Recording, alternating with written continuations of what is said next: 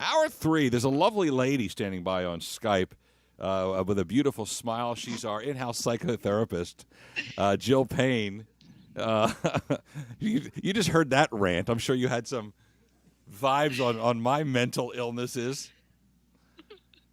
No, I was sitting there listening, and it really will coincide with what we're going to talk about. Okay, what Jill does as a psychotherapist is breaks down the election from a psychotherapist, from the couch point of view. What's on tap today?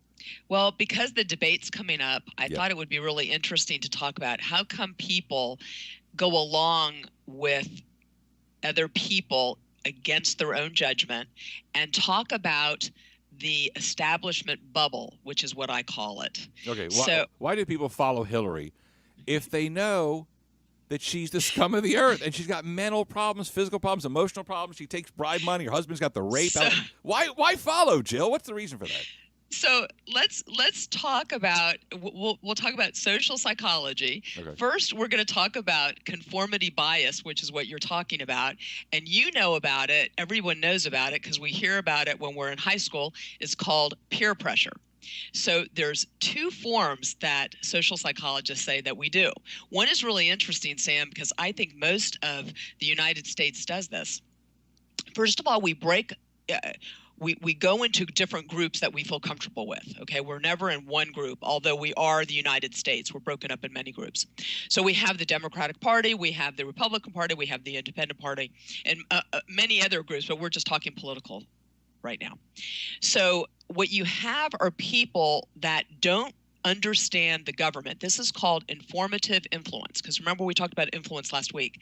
So people that don't understand the government, they may not understand how the United States is run. And so what they do is they look for the people in their party, in their group, and they, quote, assume that they know what they're doing. So if they're... let's say person A, they don't really know the facts. They don't know the details. Right. They've been lied to by the news. Exactly. But they go, I'm going to join that group because they must know. They're in the Democratic Party. There you go. And what do you call that? That's called informative influence. Now let's go with normative influence, which I think is really interesting because you go against your values. You may understand the government and you may understand that there's establishment bubble going on, yet you do not want to be a social outcast. So what do? You go with the party. So not only so that's happening within the party. It's also happening in the government. Right. If you see the Republicans and the Democrats, for instance, the Never Trumpers, there's a lot of them that are afraid to be a social outcast. So therefore, they stay the Never Trumpers. So you got all these like liberal Jews who allegedly support Israel. Right. And they support Obama and Hillary, yet he's the most anti-Israel president, funding the Muslim terrorists who seek to destroy her. So they don't want to be outcasts, so they go along with the Obama-Clinton crowd. There you go. And what do you call that one? That's the normative influence. So if they know, if they really understand, right. And we could go into it, but that's basically what it is. All right, so, let's recap, because you're on a roll. Don't move. So you're like not really bright. But you think, well, if I'll hang out with Democrats who support Clinton because they must know what they're talking about. What's that called? Okay, for instance, they can be very intellectually bright. It's something called survival. Yeah. And so what we've done is we've learned to, if we don't know something, we go along with the people next to us. It's quick and fast. And then if we do know something and we don't want to be an outcast, we don't want to be sent to Siberia. We want to be able to live and be fed. So therefore we go along. Wow. Okay, what do you call the second one that you just go along with, even though it's against your values? Normative. So when you look at all these homosexual activists like Hollywood types who are supporting Hillary, even though she took $25 million from the Saudis where it's okay to kill homosexuals and stuff like that. So they don't want to be out. They don't want to be thrown out of their group, even though they know it's against what they're believing in. Isn't that interesting? I didn't know that. See, you make a hell of a psychotherapist. Now they know how come they're doing it. And then I just wanted to talk real quick with the establishment bubble. Real quick, I just wanted people to think. People to think about when they were little.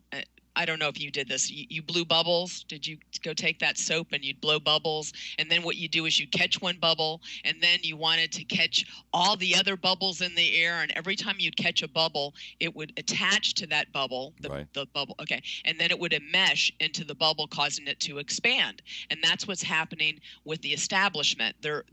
They've been given too much power. They've been breaking the boundaries of their bubble, and now they've expanded. It's the same thing that happens when you have chain businesses. Sometimes people get too big, and what happens? Kaput. They lose. There you go. And then somebody else gets in there. Okay, so I love that. So you got people. I'm going to go back to the first one. Oh, you love the first one. Okay, like great. You don't really know the details. Like, I should support Hillary. I don't know why, but they're supporting her, so I'll be with them. Right. And the other one is, you know the truth. Right? You know that Hillary takes money from gay-killing Muslim countries.